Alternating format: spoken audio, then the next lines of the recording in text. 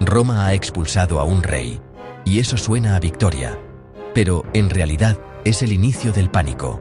Porque un rey no era solo opresión, también era un centro, un mando único para la guerra, una cabeza visible para la religión, un árbitro para las crisis, y ahora ese centro ha desaparecido de golpe.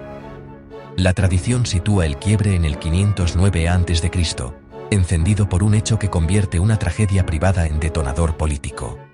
La violencia contra Lucrecia y el juramento que transforma la indignación en ruptura.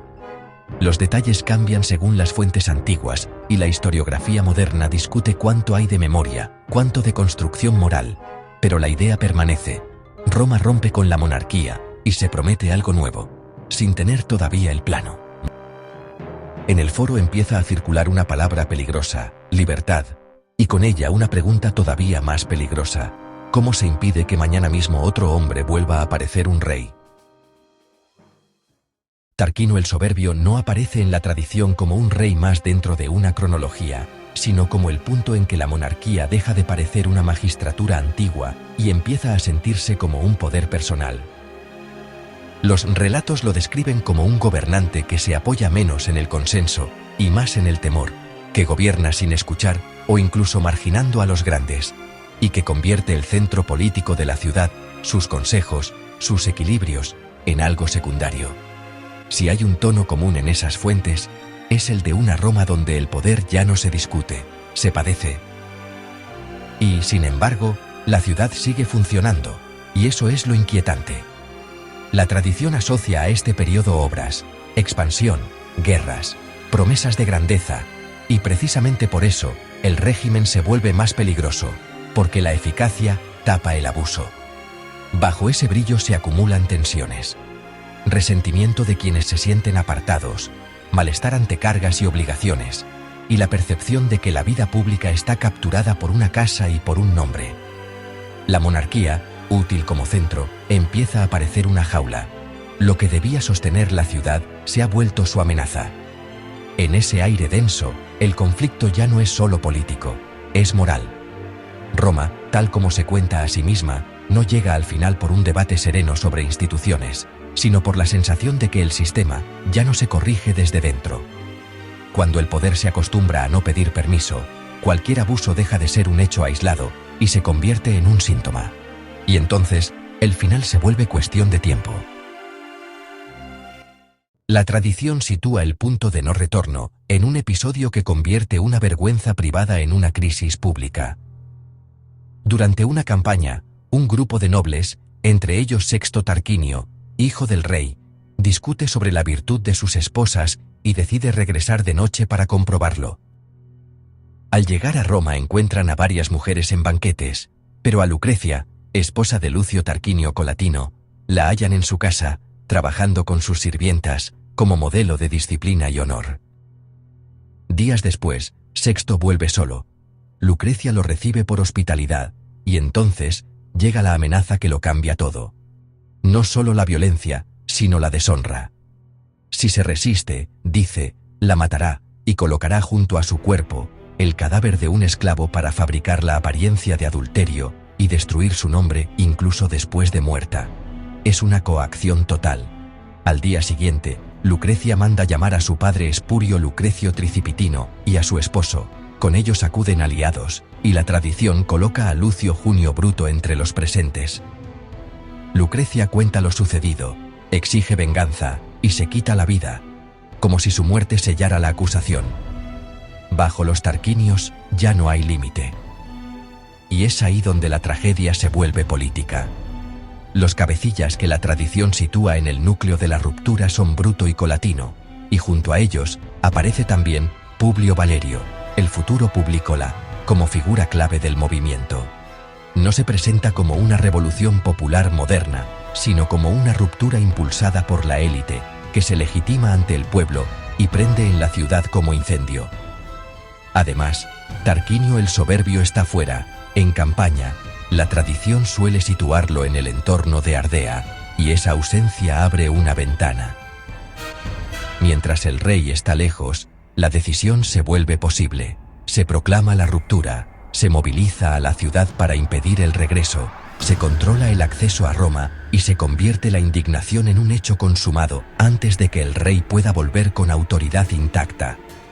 Sexto huye, y Tarquinio, por su parte, deja de ser gobernante y pasa a ser amenaza externa, un hombre que buscará aliados y esperará una grieta. Y entonces nace el juramento que transforma la revuelta en programa. No se trata solo de echar a un hombre, sino de prohibir la posibilidad misma del rey, y que la expulsión solo sirve si el regreso se vuelve imposible. Cuando Tarquino el soberbio cae, Roma no se siente libre de inmediato. Se siente huérfana. La ciudad despierta como si le hubieran arrancado el centro. Los rumores corren más rápido que los mensajeros, y el miedo tiene una pregunta fija en la garganta. ¿Y si vuelve esta misma noche? Las calles se llenan de miradas que se cruzan, de puertas que se cierran, de antorchas que no se apagan. Porque expulsar a un rey no es solo expulsar a un hombre. Es dejar un hueco donde, hasta ayer, vivía la obediencia. En ese vacío, la urgencia no es ideológica, es práctica. ¿Quién manda si hay alarma en las murallas? ¿Quién convoca a los hombres si alguien intenta abrir una puerta desde dentro?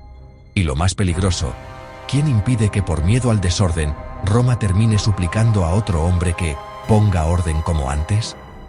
En la tradición, los cabecillas de la ruptura, Lucio Junio Bruto y Lucio Tarquinio Colatino, con Publio Valerio Publícola muy cerca, entienden que el enemigo ya no es solo el exilio del rey, sino el pánico que puede fabricar un rey nuevo. Y por eso, el día después, se convierte en una carrera contra el tiempo. De esa urgencia nace una primera solución, todavía frágil, todavía improvisada, pero decisiva. El poder tendrá límites. Roma comprende algo peor que el regreso de Tarquinio. La sombra del rey no está fuera, en los caminos. Está dentro, en el deseo de que alguien mande sin límites. Y si hoy no inventan un poder que se frene a sí mismo, mañana Roma no tendrá rey, pero tendrá corona. La República no nace como una declaración idealista, sino como un diseño de seguridad construido con miedo. Si el problema del rey es que manda solo y para siempre, la respuesta será romper ese poder en piezas. Donde antes había uno, ahora habrá dos, y no dos adornos, sino dos magistrados con imperium compartido. Los cónsules, obligados a vigilarse cada día, porque la colegialidad no busca armonía, busca freno. Y para que ese freno no dependa del carácter de los hombres, el cargo no durará. Tendrá una fecha de caducidad dura, 1 año, como si Roma dijera que incluso el mando más alto debe volver a ser ciudadanía antes de que se convierta en costumbre. La tradición conserva los nombres de esos primeros cónsules como un símbolo fundacional: Lucio Junio Bruto y Lucio Tarquinio Colatino, y el pueblo, convocado por centurias, confirma esa designación. Y Tarquinio, ya expulsado, pasa a ser una sombra que todavía camina por la ciudad, aunque esté fuera de sus muros, porque su nombre sigue siendo una amenaza política. Es esa sombra la que obliga a Roma a vigilar no solo las leyes, sino los gestos.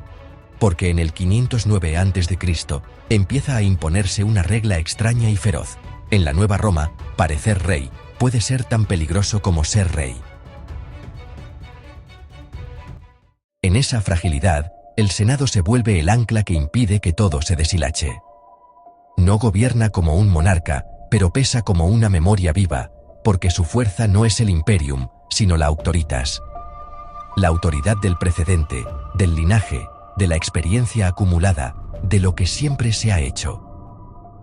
En un mundo donde muchas normas todavía no están escritas, la costumbre, el mos maiorum, funciona como una ley invisible que ordena la conducta y marca límites, sin necesidad de proclamarlos cada mañana. La república temprana se sostiene así, con magistrados que mandan pero caducan, y con una clase dirigente que no siempre impone por decreto, sino por tradición y presión social. Pero esa misma arquitectura trae un peligro nuevo, más silencioso que un rey. Si el poder deja de ser de uno, puede convertirse en poder de unos pocos, y bajo la superficie, comienza a latir una tensión que aún no estalla del todo, pero ya está ahí, como una grieta en la piedra. ¿Quién habla por Roma? ¿Quién protege a Roma? ¿Quién se beneficia de Roma? Y entonces, ocurre la escena que revela hasta qué punto la República está hecha de símbolos, tanto como de instituciones. El miedo al nombre.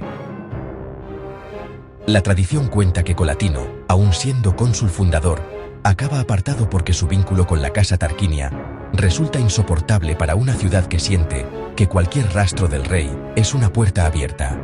Ese episodio, sea cual sea su exactitud en detalles, explica un estado de ánimo real.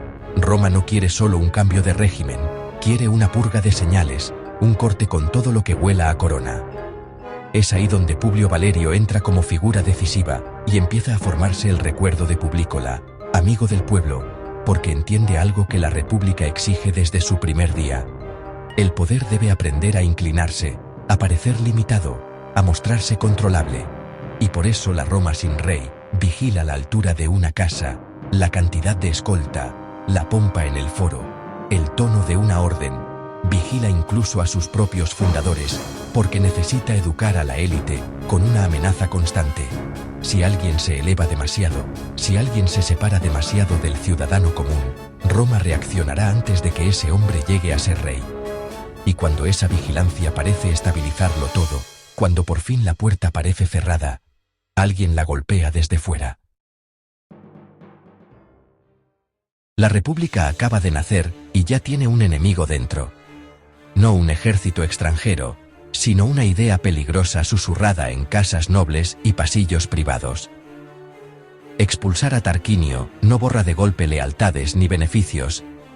En los relatos antiguos aparece muy pronto el rumor de una restauración, como si el viejo orden siguiera respirando bajo la ceniza. Se habla de contactos, de promesas, de jóvenes de familias importantes que creen que el rey puede volver si se abre la grieta correcta. Roma, que aún está aprendiendo a llamarse libre, descubre que la libertad también puede morir en silencio, sin batalla. Y entonces, la ciudad reacciona como quien sabe que no puede permitirse dudas. La tradición presenta esa conspiración temprana como un choque brutal entre la vida privada y la vida pública, entre vínculos personales y supervivencia política, y coloca a Bruto en una escena que define el precio de la República. Porque el relato asegura que entre los implicados están sus propios hijos, y que Bruto, para demostrar que nadie está por encima del juramento antirrey, permite, o incluso ordena su ejecución. Sea cual sea el grado de dramatización moral de la historia, el mensaje es claro. Roma necesita convertir su trauma en disciplina, y la disciplina exige ejemplos que aterran. Y es aquí donde la tensión entre libertad y seguridad se vuelve real. Para no volver a ser gobernada por un rey, Roma adopta una severidad ejemplar. La República se salva, pero queda marcada. Porque si para seguir siendo libre necesita castigar con esa dureza, ¿qué ocurrirá cuando la amenaza no sea un rumor, sino un enemigo a las puertas? La pregunta queda abierta, y la respuesta no tardará en llegar.